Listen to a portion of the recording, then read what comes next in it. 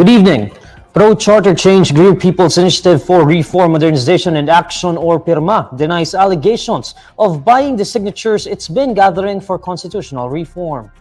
PIRMA National Convener Noel Oñate says it is not true that they have been giving out 100 pesos in exchange for a signature in their petition calling to amend the 1987 Constitution.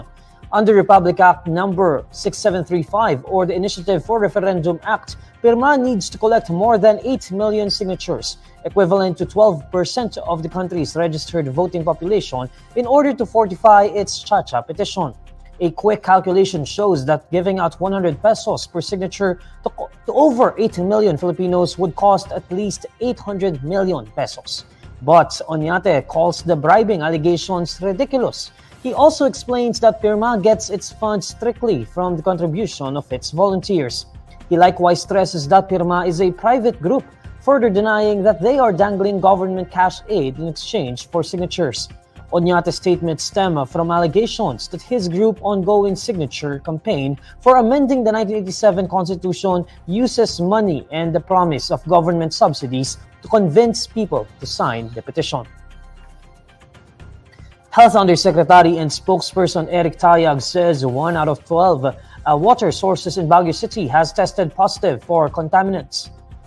The Department of Health earlier said testing was conducted to determine the cause of the increased diarrhea cases in Baguio City.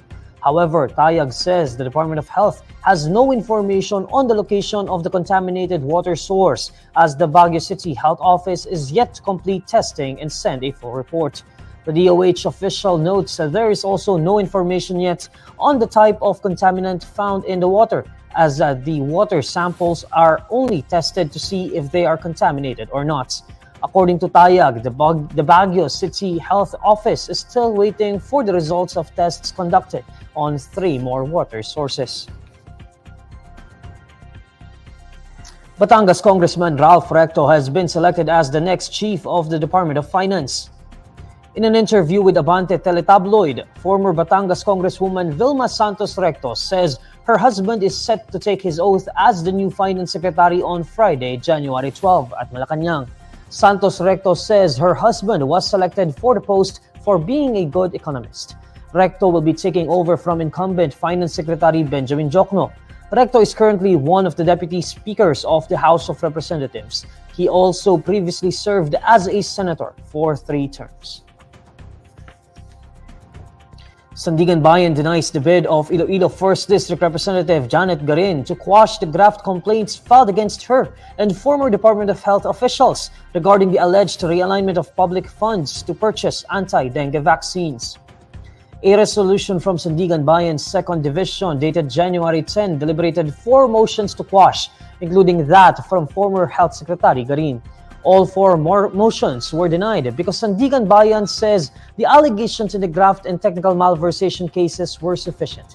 Garin and the other ex-DOH officials faced complaints after they supposedly conspired to roll out the Dengvaxia vaccines from pharmaceutical company Sanofi Pasteur. The complaints filed by the Ombudsman last October cited the claims of complainants that 3.5 billion pesos were realigned in December 2015 for the procurement of the Dengvaxia vaccines and its implementation of the school-based immunization program. Sandiganbayan also disputes Garin's claims that there was duplicity in the complaints filed against her, with anti-graft court reasoning out that the graft and malversation cases are contained in 2 separate cases. Last November 13, Garin said that she had posted bail for the graft and malversation raps, maintaining that she had done nothing wrong. The National Telecommunications Commission confirms that Sunshine Media Network International wants the agency to specify what violations it supposedly committed, while asking that 3 commissioners inhibit from the case.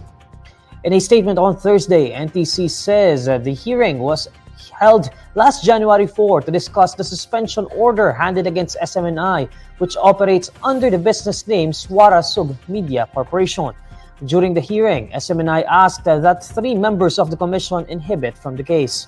According to NTC, the media company also asked for an extension to respond to the issue. NTC also confirms that SMNI on Thursday filed a motion for bill of particulars to specify the network's alleged violations. According to NTC, it is studying the motions filed by the network and vows to resolve the matter objectively. Last December 21, NTC suspended SMNI's operations following a House of Representatives resolution which called for the suspension of the network over alleged violations of its franchise. The Department of Agriculture says the implementation of a suggested retail price on rice is counterproductive. In a statement on Thursday, DA Chief Francisco Tiu Laurel Jr. says the department would not suggest to control prices on rice at the moment, despite high retail prices of the grain amid the threat of a prolonged dry spell. According to Laurel, the earlier proposals on the SRP on rice were based on the available remedies found in Republic Act 7581 or the Price Act. Previously, DA spokesperson Arnel de Mesa said that the department is eyeing to put an SRP on rice as its price continues to skyrocket in local markets. But the Agriculture Secretary says setting retail prices tend to be counterproductive as farmers and consumers alike will suffer from a price control on the staple. Laurel says that the agency is taking steps to ensure a sufficient supply of rice amid El Nino by counting on importation to boost the country's agricultural product supply. President Bongbong Marcos is scheduled to visit Germany on March 12. Marcos announces this during his meeting with German Federal Foreign Minister Annalena Baerbock in Malacanang on Thursday. Baerbock is on official visit in the Philippines from January 11 to 12 upon the invitation of Philippine Foreign Affairs Secretary Enrique Manalo. Baerbock's trip is the first visit by a German federal foreign minister to the Philippines in over a decade.